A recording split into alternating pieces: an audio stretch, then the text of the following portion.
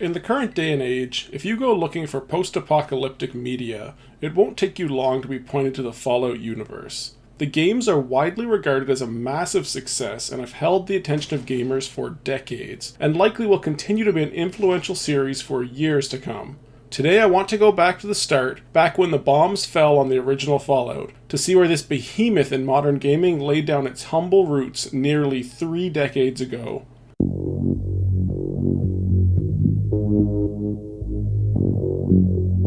Contrary to what some may believe, the original Fallout was not created by Bethesda, like the modern iterations in the franchise. It was actually developed and produced by Interplay, the company responsible for other games like Stonekeep, Earthworm Jim, and a favorite of mine, Battle Chess. These are but a sampling of what they had produced to date, and many of their games received acclaim, but none would hold a candle in terms of the legacy they would leave behind when compared to the original Fallout. Surprisingly, despite the IP changing hands, Fallout has maintained a very distinct atmosphere and feel that has continued into its newer entries, and all have been met with success in their own ways. Well, most have anyway. For those uninitiated into the world of Fallout, the basic story plot is that rising global tensions and insufficient resources led to world nuclear Armageddon. Civilization was destroyed, but a new one has begun to rise in its ashes, with people struggling to find new ways to survive in a world plagued by radiation, mutants, and the constant threat of danger. In this world exists vaults, giant underground structures built by Vault Tech to account for just such an event. At the onset of the nuclear devastation, the vaults were sealed and the residents continue to live their lives underground, isolated from the struggles of those living in the world above. In the story of Fallout, you are a resident of Vault 13, a vault whose water chip has failed and will soon run out of drinkable water. The vault that typically doesn't allow any contact with the outside world now has no choice, and elects to send you out into the wastes to get the water chip that is so desperately needed for the vault to survive.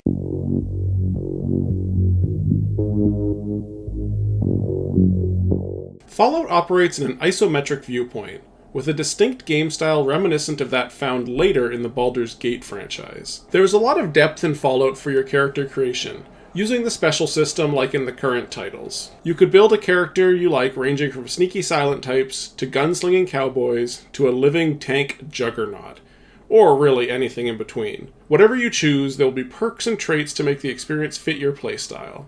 Unlike some other games from this era that could have intimidating HUDs, Fallout's is pretty simple. You have standard buttons that do all the things you would expect. Opening your map, inventory, journal, and the like. Movement is handled by clicking around with the mouse. By default, the game has you walking, but this can be toggled to always run in the options. I can't fathom why anyone would want to keep the game in walk mode.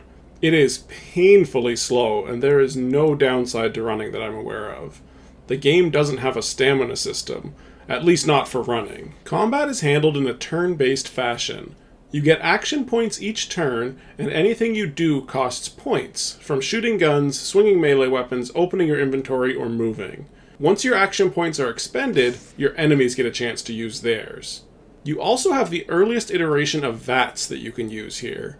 VATS is the Vault Tech Assisted Targeting System, which in layman's terms means you can choose to target specific parts of your enemies for a slightly higher action point cost. This can make for more damaging shots, but mostly it's a great addition because it lets you target hilarious parts of your enemies, like their groins or their eyes. Something about aiming directly into someone's eyeball makes me laugh.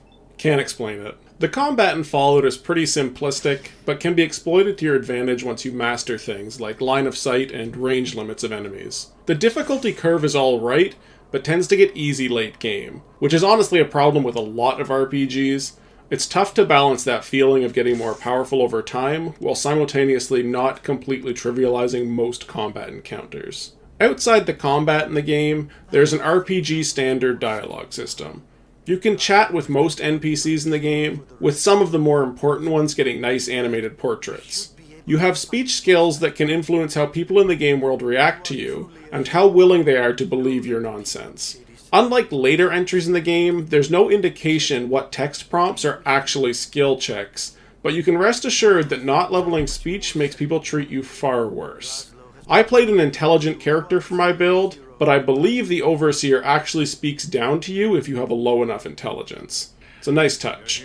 One thing I found sort of charming about the dialogue choices in Fallout was the inclusion of text options to pretty well give smartass or outright rude responses to everything. I generally tried not to alienate myself from the NPCs, but reading some of these super snarky replies gets a giggle out of me more than once.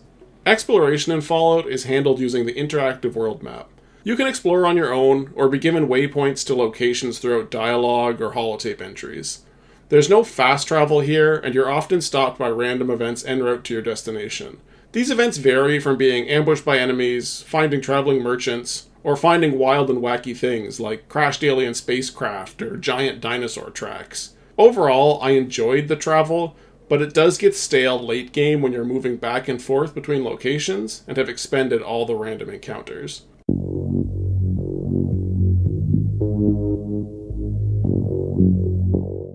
Fallout starts where any good RPG does. In a dark cave fighting rodents. These little furry beasts make for good non-threatening introduction to combat, but already I am thinking about where I'm going to get more ammunition. Exiting the cave, we should head east to visit the ruins of Vault 15, another vault that has been abandoned, as good a place as any to start our search for the new water chip. Unfortunately for the many fine residents of Vault 13 depending on us, I have the attention span of a squirrel and decide to make a detour in Shady Sands, a small settlement of people trying to survive in the wastes. Talking to anyone in town here, they all talk about one thing: rad scorpions.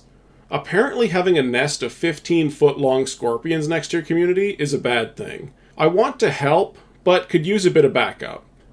In one of the buildings we find Ian, an ex-guard for the merchants of the Hub, another settlement nearby. We ask him for help, and using a bit of that speech skill, we get him on board. Next stop, Scorpion Cave. The Scorpion Cave proved much easier than I was expecting. Ian carried a lot of the combat, but I got in my shots as well. We also find some much needed ammo here. Apparently scorpions have bullets. Go figure. Back to town, we let the locals know the scorpions are dead, and even give them some of the tails so they can distill an anti-venom. They give us no reward at all, and sort of just stop talking about the scorpions now. Not the hero's return I had expected. They also mention there are raiders causing problems for the settlement, but with the less than stellar reward for clearing out the scorpion den, we put that aside for now. Water supply ever dwindling, we make our way to Vault 15. Rappelling down a few levels, we find that the place is ransacked. We're going to have to find the water chip elsewhere. That's unfortunate. Ian had previously mentioned the Hub, a bigger settlement to the south. With no other leads, we head that direction. The Hub is our first real city, full of life. There are merchants, jobs with caravan companies, and even a library. We do some trading, avoid the urge to gamble at the bar, and eventually hear that there's a group here dubbing themselves the Water Traders. I wonder if that's who I should talk to about water. We head over to their headquarters, and they unfortunately do not have a chip for us. However, when pressed a bit, they let us know we can find another vault at a place called the Necropolis. With no other leads, this is our best bet to get the water we need. Worth noting at this point that we've already wasted more than half the days we had to get water for the vault. 150 days goes fast when you're wandering the wastes fighting desert rats. We actually don't know where the Necropolis is, so we stop by the library and the librarian gives us the location for an exorbitant fee. I thought libraries were supposed to be taxpayer funded and free to use. I'll be bringing this up at the next city council meeting. Making our way to the Necropolis, we find it overrun with feral ghouls. They attack in large groups, but are not really much of a threat. Some are not so feral and just seem to want to be left alone, so we have to pick our targets carefully if we want to maintain our good boy status. After clearing the city, we descend into the sewers, because you can't have an RPG without sewers. It's a rule. In the sewers, we come across a group of ghouls who do not want to fight, but rather want to talk. They let us know that there is indeed a water chip, but request that we do not take it unless we're willing to repair their water pump. Now, we could be jackasses here and just ignore them, but I feel sorry for the poor sewer zombies. I think the least we could do is repair their pump before taking their water chip. Moving back out of the sewers, it doesn't take long for us to find the building housing the water pump and the path to the vault. Unfortunately, the door is guarded by a mean-looking fellow called a super mutant. My first instinct is to try and fight the ugly bastard, but he proves to be significantly stronger than us at this point in the game. Okay, plan B. We use the power of our minds. I trick the dumb brute into thinking we're an advanced robot. This confuses him and he literally just has to stop and think. We use the breaking conversation to slip past into the pump room. Using my advanced knowledge of repairs, we fix up the water pump, then head down to the vault. Inside are some radiation-leaking glowing ghouls. We kill them without too much fanfare, grab the chip we need, and we are out of there. Getting back to the vault, we make a beeline for the Overseer. He is easy to spot. He's the one in the secret lab Titan XL gamer chair with built-in drink rest. We deliver the chip, it's installed, and water is restored to the vault. Looks like our game might be coming to an end here. Only loose end to tie up is recording our journey in the vault records so it can be immortalized for future generations. Once the Overseer reads our report, he requests to speak with us right away. Turns out those super mutants we found outside the vault are giving him cause for concern. He is afraid they will find the vault and that we remain in danger unless they're dealt with. Back out into the wilds we go. That's fine. The vault was a bit of a drag anyhow. We don't have much direction at this point. All we know is that mutants are rampaging through the wilds and that we need to stop them at the source. Without much else to do, we decide to go visit that raider camp the folks in Shady Sands let us know about earlier. The raiders are pretty much immediately hostile, and we engage in pitched combat with them. Me and my best friend Ian are holding our own, but more of these lawless bastards just keep coming.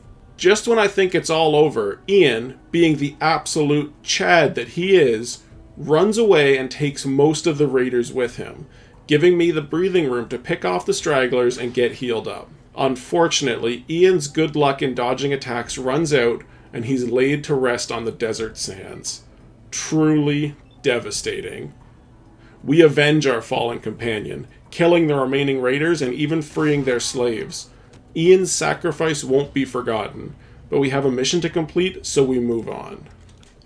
The assholes at Shady Sands once again don't give us anything for our trouble, but the good news is looting the raider camp did set us up pretty well with guns and ammo, and even a snazzy new set of armor. With a drink poured out for our homie, we move on to the next settlement in search of clues, Junktown. This place has an accurate name. It is indeed a town made of junk.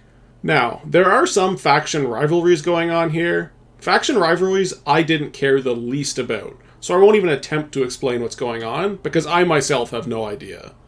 In my mindless wandering about town, I come across a Dawn Boss type fellow who makes me an offer. He will pay me a paltry sum of money to murder someone named Killian. Now, I didn't know this at the time, but apparently Killian is the mayor/vendor in town. Regardless, I have no desire to work for the big fat mob man, so I politely tell him to get stuffed. He doesn't care for that and starts blasting at me like Danny DeVito. This son of a bitch literally can't even get out of his chair. We shoot him directly in the eyes, and for some reason his chest explodes. I can't say that that makes a lot of sense, but it is one of the more satisfying death animations in the game. Maybe the bullet ricocheted into his eye socket, bounced through his skull, down his throat, and exploded out his lungs. Pretty metal.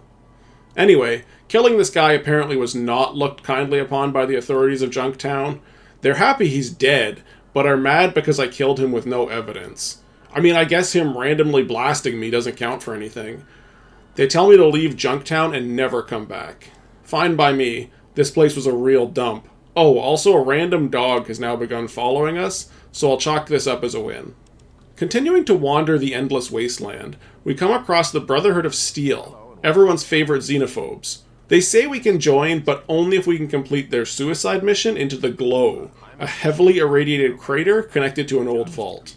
Never one to be dissuaded from a challenge, we overdose ourselves with Rad X and dive right in. The Glow is a fun dungeon, if you can call it that. You essentially move lower and lower, collecting pass cards as you go, allowing access to deeper levels.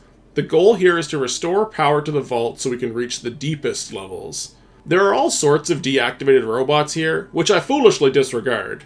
Once we restore the power, the robots become active and we have a big fight on our hands. The fight with the robots was brutally difficult. Maybe the hardest fight in the game. I, being the genius that I am, forgot to hit record, and I'm not doing that fight again.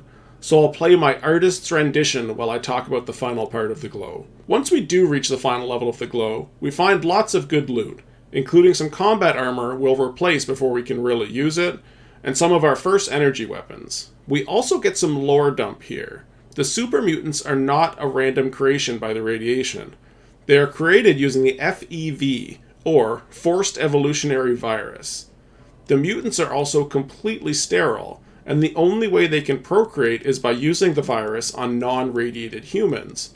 So the perfect candidates for super mutant transformation are the inhabitants of Vault 13, being as they're untouched by the radiation of the outside world. I guess the Overseer isn't just being overly cautious.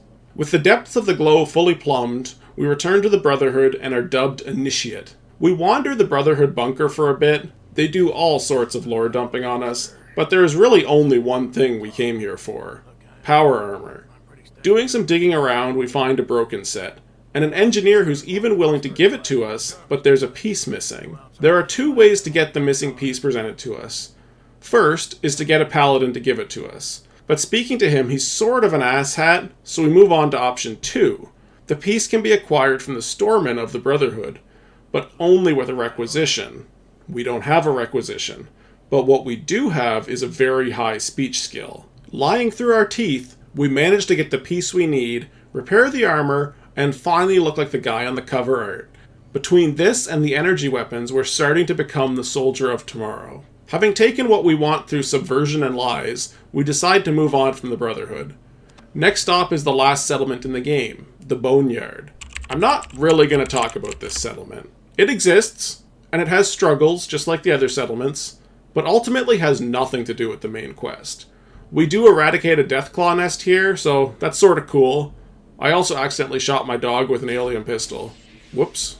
All that's left to explore on the world map now is the northwestern corner of the map.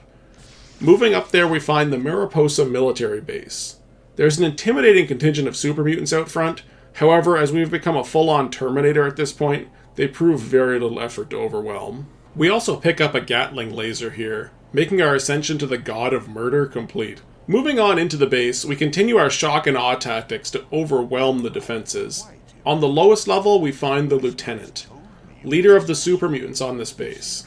We square off in a Gatling laser duel, with me emerging the clear victor, turning the oversized goblin into a pile of viscera.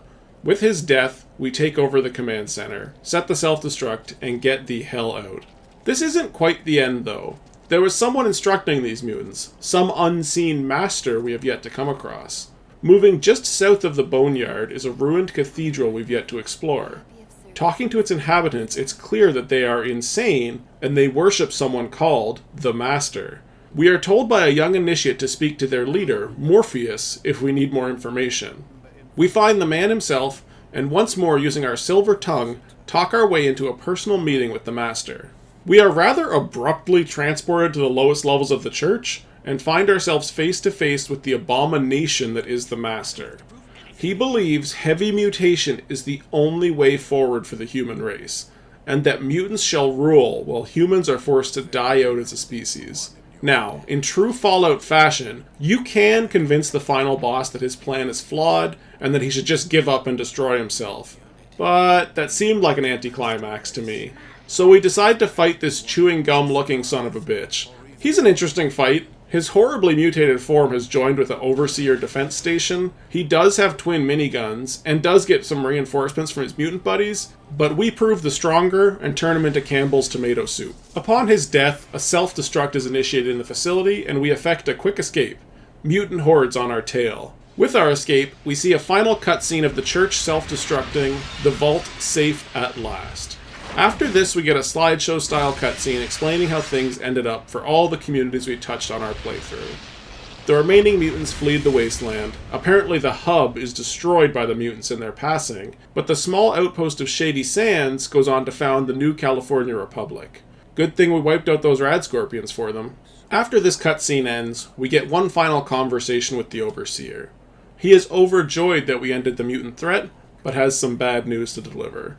Because we have now become such a legend in the vault, he fears our reputation will make others want to leave. The Overseer wants to avoid this at all costs, seeing his vault as possibly the last bastion of clean humans. He tells you that you may not return to the vault, and turns to leave you outside.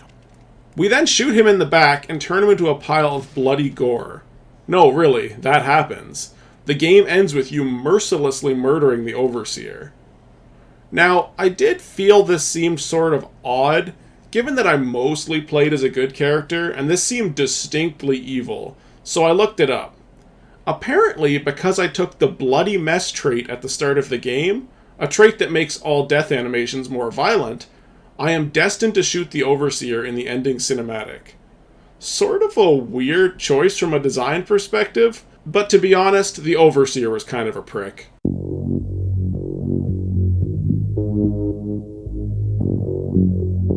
I very much enjoyed my journey into the wasteland, but I think some differing opinions are always fun. Looking through reviews on this game, it seems there's a major focus on the fact that it removed killable children. I mean, I'm anti-censorship as much as the next guy, but I think there's more important battles to be fought than judging a game for its lack of child killing. We're going to avoid these reviews. This review reads, I hate rats. Rats are great. Next review. I was excited to see Fallout go on sale. I bought Fallout, Fallout 2, and Fallout New Vegas. Fallout looked like a hot mess. Just uninstalled it. Fonts were unreadable, just a horrible thing to look at. Didn't bother with 2, and New Vegas is just barely acceptable. Just went through the intro though. Unimpressed. Starfield looks great. Bioshock looks great. Cuphead looks great. I doubt I'll play New Vegas. Lesson learned. Whew. There is a lot to unpack here. First off, the fonts are unreadable. You may legit just need glasses. The font is perfectly readable, so no clue what this is about. Did you try to set this in a modern resolution? Because it's designed for a CRT monitor. Might have better luck with a lower resolution. 1024 by 768 looked good to me. I used that. In terms of how it looks, sure, I'll grant that artistic choice is subjective. I thought it looked great, but can understand if someone didn't like the graphics of the game. However, to compare its graphics to games that are decades newer is just unhinged. A game released by a AAA studio 25 years later is going to have superior graphics. If you needed to boot the game up to figure that out, I'm not sure what else to say. You probably had to be there when it came out to enjoy it. I disagree with this statement, and it's one that I hear a lot in the retro gaming scene. I've sort of been going through a personal renaissance with games lately, going back and playing a lot of games this age or older. And yes, there is a bit of patience and sometimes troubleshooting required. But man, put that effort in and you will find some truly remarkable games out there that stand the test of time. I never played this Fallout. My first entry in the series was Fallout 3, like a lot of people my age. And yes, this game had a bit of a learning curve, but man was learning worth it. The game has a hidden depth, and it just has that signature vibe that still exists in the games today. Despite some missteps in the newer titles, it's a vibe that I don't know any game series I've played has managed to capture quite the same way. Playing those newer games, then coming back to see where it all started, and feeling those same feelings, is really a testament to how special this game really was, and still is. I hope you can give the game another chance. It really is worth fighting past the sometimes dated style.